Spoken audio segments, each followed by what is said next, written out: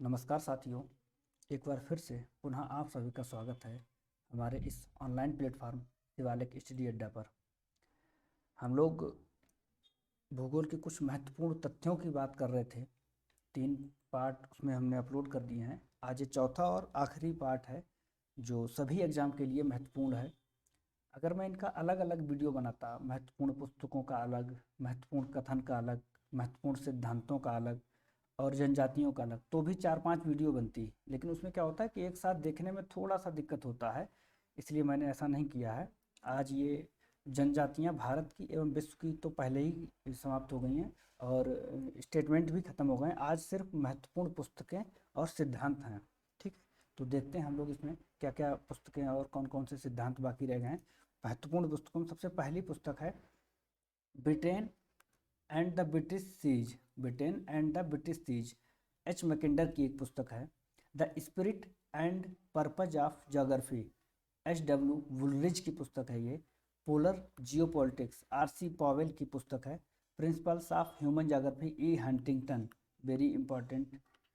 Principles of human geography E Huntington, very important. Britain and British seas Mackinder की book, ये भी बहुत important है। Prologue to population geography Zelensky महोदय की बुक है। अच्छा, ये ह्यूमन ज्योग्राफी की 4-5 पुस्तकें और पॉपुलेशन ज्योग्राफी की 4-5 पुस्तकें हैं, हमेशा कन्फ्यूजन क्रिएट करती हैं, तो आप लोग थोड़ा ध्यान दीजिएगा। Principles of human geography E Huntington की। Prologue to population geography W Zelinsky की है। Explanation in geography David Harvey, बहुत प्रसिद्ध पुस्तक। Population geography G I Clarke, देखिए एक पॉपुलेशन ज्योग्राफी ऊपर आई थी, prologue to population geography Zelinsky की, और population geography G I Clarke की। ये geography of population world pattern G T Trewartha की। ठीक है, 3 बुक देखिए आपको पॉपुलेशन से संबंधित मिल गई यहाँ पे। The geography of life and death L D Stamp की है ये book. Geography and geographers, geography and geographers R Johnston की है ये book. A geography of social wellbeing in the united of America, D M Smith की पुस्तक है। A geography of social wellbeing in the united of America, D M Smith की book है। आगे, the location of economic activities, the location of economic activities E M Hoover की है। Hoover का सिद्धांत जब पढ़ा जाएगा तब भी ये बात आएगी। The problem of human geography Demangeon, देखिए एक बुक ह्यूमन ज्योग्राफी आई थी principles of human geography Huntington की, और यहाँ पे आ गया the problem of human geography. ठीक है, अल्बर्ट डिमांजिया की बुक है। Principles of physical geography Arthur Holmes की। The geography of peace Spykman, जब हम सिद्धांत पढ़ेंगे स्पाइकमैन का तब हम चर्चा करेंगे। ठीक है, ज्योग्राफी ऑफ यूनिवर्सल ब्लास महोदय की है। Geography of geographic universal Vidal de la Blache की है पुस्तक। पिकार्डी अल्बर्ट डिमांजिया, डिमांजिया की एक और बुक ऊपर आई है the problem of human geography. Next book उनकी आ गई है पिकार्डी डिमांजिया की। Changing nature of geography R M Minshull. अच्छा, यहाँ पे बहुत कन्फ्यूजन है। Changing nature of geography R M Minshull की है, और ऐसे ही नाम से मिलती जुलती एक बुक आगे मिलेगी आपको रिचर्ड हार्टसोन की, तो आप कंफ्यूज मत होइएगा। Changing nature of geography R M Minshull. Racial geography Griffith Taylor की, रेशियल ज्योग्राफी ग्रिफिथ टेलर की। Environment race and migration Griffith Taylor की। Influences of geographic environment E C Semple की, बहुत महत्वपूर्ण बुक है। कल्चरल ज्योग्राफी कार्ल सावत की book है ये। थ्योरेटिकल ज्योग्राफी विलियम बुंगी की बुक है। ठीक है, अनालेमा टॉलमी की बुक है ये। द कंपस ऑफ ज्योग्राफी, बहुत प्रसिद्ध पुस्तक the compass of geography O H K Spate, exam की दृष्टि से बहुत इंपॉर्टेंट, कई बार मिल जाती है। एंथ्रोपोजियोग्राफी फ्रेडजेल की है। करेक्टर ऑफ रेसेस हंटिंगटन की ये बुक है। Perspective nature of geography Richard Hartshorne, देखिए यहाँ पे थोड़ा सा कन्फ्यूजन है। ये perspective nature of geography Richard Hartshorne और changing nature of geography R M Minshull, थोड़ा सा ध्यान रखिएगा, नहीं पता चला changing nature of geography exam में आए और आर रिचर्ड हार्टसोन क्लिक हो जाए वहाँ पे। तो perspective nature of perspective on है यहाँ पर, perspective on nature of geography Richard Hartshorne. Historia naturalis Pliny महोदय की बुक है।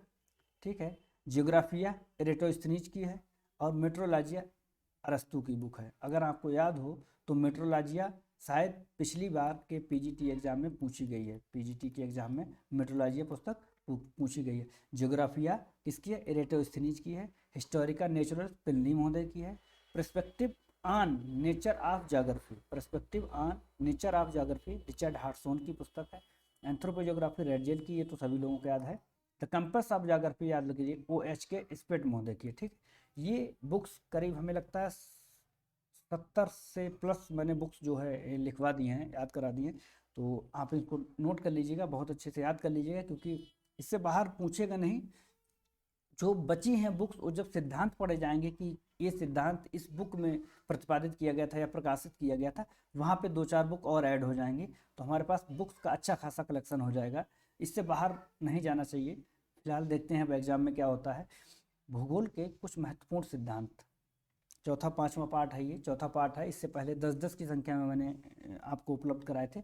भूगोल के कुछ महत्वपूर्ण सिद्धांत, उद्योगों के स्थानीयकरण से संबंधित सिद्धांत। वेबर महोदय का है न्यूनतम परिवहन लागत सिद्धांत, यहाँ पे ध्यान देंगे, न्यूनतम परिवहन लागत सिद्धांत है ये।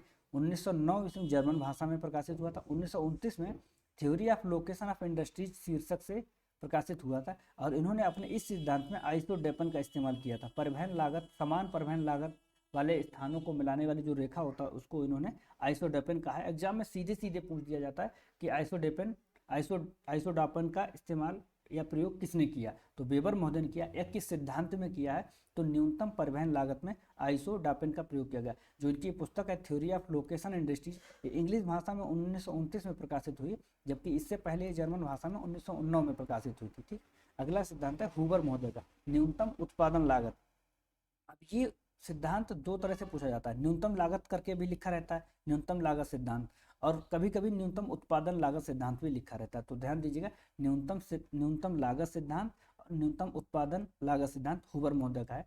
फिटर एवं होटलिंग बाजार प्रतिस्पर्धा सिद्धांत, स्मिथ का अधिकतम लाभ सिद्धांत, ठीक है। यहाँ पर लागत की बात है, यहाँ लाभ की बात है। स्मिथ का अधिकतम लाभ सिद्धांत, लॉस का औद्योगिक अवस्थिति सिद्धांत, लॉस महोदय का, ठीक है। आगे हम देखते हैं चूना पत्थर क्षेत्रों में कंदराओं से संबंधित, चूना पत्थर में जो गुफाएं या कंदराएं निर्माण होता है उनसे संबंधित सिद्धांत हैं। संचारण का सिद्धांत C.A. मैलाट द्वारा दिया गया, संचारण का सिद्धांत C.A. मैलाट का द्वारा, इसे आक्रमण का सिद्धांत भी कहते हैं। डेविस ने दिया है द्विचक्र सिद्धांत, डेविस का है द्विचक्र सिद्धांत। भौम जल स्तर सिद्धांत A.C. स्विंटन का भौम जल स्तर सिद्धांत। स्थैतिक जलमंडल सिद्धांत, स्थैतिक जलमंडल सिद्धांत है J.H. गार्डनर का, ठीक है। ये चूना पत्थर में कंदराओं से संबंधित है। अगला है अंतःसागरीय कंदराओं की उत्पत्ति से संबंधित सिद्धांत कौन कौन से हैं। भूपृष्ठीय अपरदन का सिद्धांत J.D. डाना द्वारा दिया गया 1863 में। पंख तरंग सिद्धांत P.D. Track, W.M. डेविस एवं डेली, 3 विद्वानों के नाम इसमें शामिल हैं। पंख तरंग सिद्धांत, ठीक है। पटल ब्रूपड़ी सिद्धांत J.W. ग्रेगरी महोदय द्वारा दिया गया। ये 3 सिद्धांत अंतःसागरीय कंदराओं से संबंधित हैं, और ये ऊपर वाले जो सिद्धांत थे ये कास्ट में जो कंदराएं बनती हैं उनसे संबंधित थे, ठीक है। नगर प्रभाव क्षेत्र के सीमांकन से संबंधित जो सिद्धांत हैं उनको देखते हैं कौन कौन से हैं। गुरुत्व का अंतरक्रिया मॉडल केरी महोदय का है। फुटकर गुरुत्वाकर्षण नियम रैली का है। अलगाव बिंदु का नियम PD कन्वर्स का है। PD कन्वर्स का, ये नगर प्रभाव क्षेत्र के सीमांकन से संबंधित सिद्धांत हैं। इसके अलावा हम बात करते हैं नगरीय आंतरिक संरचना, एक नगर की आंतरिक संरचना कैसी हो, उससे संबंधित जो सिद्धांत हैं बहुत प्रसिद्ध हैं, सभी एग्जाम में पूछे जाते हैं, आप लोगों को पता भी होंगे फिर भी। संकेंद्रीय वलय सिद्धांत वर्गीस का है। खंड सिद्धांत होमर हायट का है। बहुनाविक सिद्धांत हैरिस एवं उलमैन का है। संयुक्त वृद्धि सिद्धांत गैरिसन का है, ठीक है। कोई भी एग्जाम इस सिद्धांत से बच के नहीं जाता है, पूछा ही जाता है कोई ना कोई इसमें से, ठीक है। आगे देखते हैं स्थल रूपों के विकास एवं अपर्दन चक्र से संबंधित सिद्धांत, ये बहुत इंपॉर्टेंट है और पर्याप्त कन्फ्यूजन है इन सिद्धांतों में। जो बहुत प्रसिद्ध हैं वो तो याद ही हैं, लेकिन जो थोड़े से नाम उनके कम चिर परिचित हैं उनमें कन्फ्यूजन है। तो देखते हैं डेविस का जो सिद्धांत है उसे भौगोलिक चक्र कहा जाता है, जियोग्राफिकल साइकिल। 1899 ईस्वी में इन्होंने सिद्धांत दिया था। एक्चुअली इनका सिद्धांत 3 सिद्धांतों का जो है संकलन है, ठीक है। तो जो इनका ज्योग्राफिकल साइकिल है वो 1899 में दिया गया था। इससे पहले इनका 1889 में भी 1889 में भी जो है सिद्धांत दिया गया है। अगला क्या है, जियोग्राफिकल एसेज नामक पुस्तक में जो है सिद्धांत दिया था इन्होंने, और इन्होंने महत्वपूर्ण कथन है भूदृश्य संरचना प्रक्रम एवं अवस्था का प्रतिफल होता है। जो भूदृश्य जो है उस किसके संरचना प्रक्रम और अवस्था के प्रतिफल होते हैं, ठीक है। इसी को डेविस का ट्रायो भी कहा जाता है, किसको, संरचना प्रक्रम और अवस्था को, ठीक है। इन्होंने जो अंतिम में मैदान बचता है समप्राय मैदान जिसे कहते हैं उसको क्या कहा, पेनिप्लेन शब्द दिया है, ठीक है। ये पेनी प्लेन, पेडी प्लेन, पैन फैन ऐसे करके दे देता है, सामने इनके प्रतिपादक दे देता है कि किसने दिया, मैच करिए, ठीक है। तो याद करना जरूरी है पेनी प्लेन। पेंक का भूआकृतिक चक्र है, भूआकृतिक चक्र ए मॉर्फोलॉजिकल एनालिसिस ऑफ लैंडफॉर्म जो है में प्रकाशित हुआ था। उनके विचारों का प्रकाशन 1924 में उनके मरणोपरांत हुआ था। पेंक का जो सिद्धांत है, इन्होंने अंतिम मैदान जो बना उसको एंड्रम्फ कहा है। जैसे डेविस महोदय ने पेनीप्लेन कहा है, वैसे ही पेंक महोदय ने क्या कहा, एंड्रम्फ कहा है। लेकिन पेंक महोदय ने जो अपरदन चक्र के प्रारंभ में एक जो आकृति विहीन मैदान होता है उसके लिए प्राइम्पारम्प शब्द का इस्तेमाल किया है, प्राइम्पारम्प। क्योंकि डेविस महोदय ये बताते हैं कि पहले उत्थान हो जाता है, उसके बाद उस पर अपरदन शुरू होता है। जबकि पेंक महोदय बताते हैं कि जैसे ही उत्थान शुरू होता है अपरदन शुरू हो जाता है, ठीक है। तो डेविस महोदय बताते हैं कि एक प्लेन मैदान था, इस प्लेन मैदान को ही प्राइमरम कहा गया, आकृति विहीन। फिर इसमें उत्थान शुरू होता है, जैसे ही इसमें उत्थान शुरू होता है और उसमें अपरदन भी प्रारंभ हो जाता है। फिर ये उत्थान होने के बाद जब अपरदन पूरा इसको काट छांट के बराबर कर देता है, उसी को क्या कहा है, एंड्रम कहा है। और डेविस महोदय ने क्या कहा, उसको पेनीप्लेन कहा है, ठीक है। आगे देखते हैं हम लोग। एलसी किंग का क्या सिद्धांत है। एलसी किंग का पेडिप्लेनेशन चक्र है और अंत में पेडिप्लेन बनता है। सीएच क्रिकमे का क्या है, पैन प्लेनेशन चक्र, और लास्ट में क्या बनता है, पैन प्लेन बनता है, पैन प्लेन। और यहाँ पे क्या बनता है, पेडी प्लेन, ठीक है। जेसी पुग सवाना अपरदन चक्र 1966 में दिया था। मैरी मारोसोवा का विवर्तन भूआकृतिक मॉडल 1975 में दिया था। एसी लॉसन पैन फैन, ये चार तो आपको रटने ही पड़ेंगे, पैन फैन, पैन प्लेन, पेडी प्लेन और एंड्रम और पेनी प्लेन, ठीक है। सूम एंड RW लिटी का है खंडकालिक अपरदन सिद्धांत, खंडकालिक अपरदन सिद्धांत, ठीक है। जेटी हैक का गतिक संतुलन सिद्धांत, बीदी एवं सुईजी का कास्ट अपरदन चक्र है, पेल्टियर का परहिमानी अपरदन चक्र है। आपको याद करने ही पड़ेंगे चाहे जैसे ही। ढाल के विकास से संबंधित सिद्धांत, ये अपरदन और स्थलाकृतियों से संबंधित सिद्धांत थे। अब बात करते हैं ढाल विकास से संबंधित सिद्धांत। ढाल पतन का जो सिद्धांत है वो WM डेविस ने दिया है। ढाल प्रतिस्थापन सिद्धांत पेंक ने दिया है।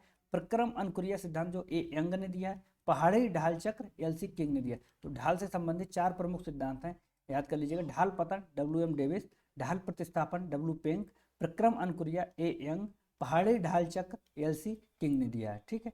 वर्षा से संबंधित सिद्धांत हेले द्वारा दिया गया लवणीय उच्छ्वसन सिद्धांत हेले महोदय ने दिया है। वर्जरान एवं फिंडीसेन ने मेघ अस्थिरता का सिद्धांत 1933 में दिया है, ठीक है, जो कि अभी भी मान्य है, सर्वमान्य सिद्धांत है। E.G. वोवेन का संलयन सिद्धांत है। ये वर्षा से संबंधित महत्वपूर्ण सिद्धांत है जो एग्जाम में पूछे जाते हैं। अब शीतोष्ण कटिबंधीय चक्रवात की उत्पत्ति संबंधी सिद्धांत देखते हैं। बी बर्कनीज एवं जे बर्कनीज ने ध्रुवीय वाताग्र सिद्धांत या लहर सिद्धांत, इसी को वर्जिन सिद्धांत भी कहा जाता है, वर्जिन सिद्धांत सन 1918 में दिया था। ये नॉर्वे के दो ऋतु विज्ञानी थे, ठीक है। उन्होंने शीतोष्ण चक्रवातों की जो है उत्पत्ति से संबंधित सिद्धांत दिया था, जिसको ध्रुवीय वाताग्र सिद्धांत या लहर सिद्धांत या वर्जिन सिद्धांत कहा जाता है, ठीक है। शीतोष्ण चक्रवातों की उत्पत्ति को गुल्थिक सुझाने का प्रयास सर्वप्रथम जो है फिट्जरॉय महोदय ने किया था सन 1863 में। ये भी आप याद रखिएगा कि शीतोष्ण कटिबंधीय चक्रवातों के जो समस्या है कि कैसे उत्पत्ति होती है, कैसे चलते हैं, कैसे, तो सबसे पहले उसमें विचार फिट्जरॉय महोदय ने दिए थे। उसके बाद जो है बी बर्कनीज, जे बर्कनीज या अन्य नाम भी शामिल हैं। फिलहाल ये महत्वपूर्ण सिद्धांत है, आप याद रखिएगा, ठीक है। जनसंख्या संबंधी सिद्धांत माल्थस का जनसंख्या सिद्धांत सभी लोग जानते हैं। जनांकिकी संक्रमण सिद्धांत, यहाँ पे थोड़ा सा गलती हो जाती है कभी कभी, अगर थोड़ा सा ध्यान ना दिया जाए। WM थॉमसन 1929 में दिया था, नोटे स्टीन ने 1945 में दिया था। अगर सिर्फ यही पूछता है कि जनांकीय संक्रमण सिद्धांत किसने दिया और दोनों विकल्प रहते हैं थॉमसन एवं नोटे स्टीन करके, तब तो ठीक है। लेकिन कभी क्या करता है, थॉमसन अलग दे देता है, नोटे स्टीन अलग दे देता है, तब सिर्फ आपको थॉमसन क्लिक करना है, क्योंकि मूल रूप से इस सिद्धांत का प्रतिपादन 1929 में जो है थॉमसन महोदय ने किया था। नोटे स्टीन ने बाद में 1945 में इसको संशोधन किया था, ठीक है। थॉमसन एवं नोटे स्टीन महोदय ने 3 अवस्थाएं बताई थी, जबकि कार्ल साक्स एवं GT ट्रिवाथा ने 4 अवस्थाओं को बताया है। ब्लैकर कामा, यहाँ पे है ब्लैकर अलग है, और पीटर कॉक्स ने 5 अवस्थाओं के आधार पर जो है इस जनांकिकी संक्रमण सिद्धांत की व्याख्या की है। तो ये मूल सिद्धांत किसका है, W थॉमसन का है, 1929 में दिया गया था। नोटेस्टिन ने 1945 में इसमें कुछ संशोधन किए। हालांकि थॉमसन और नोटेस्टिन हमेशा एक साथ नाम लिखा मिलेगा आपको, लेकिन फिर भी थोड़ा सा ध्यान रखना पड़ेगा, जब सिर्फ एक नाम दिया हो तो थॉमसन को क्लिक करेंगे।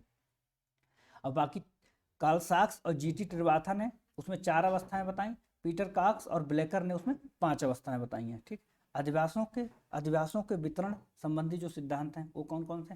क्रिस्टालर का है केंद्र स्थल सिद्धांत, जर्मनी के अर्थशास्त्री थे, अपना सिद्धांत 1933 में इन्होंने दिया था। ठीक, क्रिस्टालर का केंद्र स्थल सिद्धांत। इसके अलावा लॉस का भी एक केंद्र स्थल सिद्धांत है, लॉस ने भी केंद्र स्थल सिद्धांत दिया, ये भी जर्मनी के अर्थशास्त्री थे, लेकिन इन्होंने अपना सिद्धांत कब दिया? 1954 में दिया, अगस्त लॉस इनका पूरा नाम है।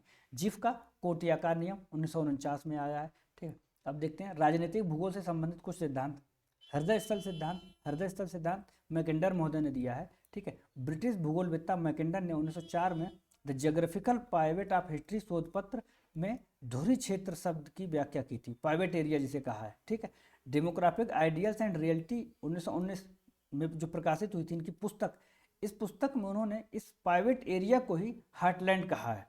ठीक है, तो ये जो सिद्धांत है हार्टलैंड सिद्धांत, ये 1919 में आया है। इससे पहले the geographical pivot of history शोध पत्र में वो क्या कहते हैं, धुरी क्षेत्र नाम से व्याख्या किया था उन्होंने। ठीक है, तो हार्टलैंड थ्योरी किसकी है? मैकेंडर महोदय की है। कभी कभी ये पूछ देता है किस बुक में प्रकाशित हुआ था, या the geographical pivot of history जो किसकी व्याख्या करता है या किसने दिया, तो मैकेंडर महोदय ने दिया। ठीक, रिमलैंड का सिद्धांत देखते हैं आगे, स्पाइकमैन ने दिया है, नीदरलैंड के निवासी थे स्पाइकमैन, की पुस्तक द ज्योग्राफी ऑफ पीस का प्रकाशन 1944 में इनकी मृत्यु के बाद हुआ, जिसमें इस सिद्धांत की व्याख्या की है रिमलैंड में स्पाइकमैन। ठीक, आगे देखते हैं समुद्री शक्ति संकल्पना एटी महान ने, वायु शक्ति संकल्पना सेवर्स्की ने, भू राजनीतिक संकल्पना हाउसहोफर ने, भूसामरिक संकल्पना कोहन ने दी है। ठीक है, ये राजनीति से संबंधित महत्वपूर्ण सिद्धांत है, एग्जाम में मिल जाते हैं प्रश्न यहाँ से।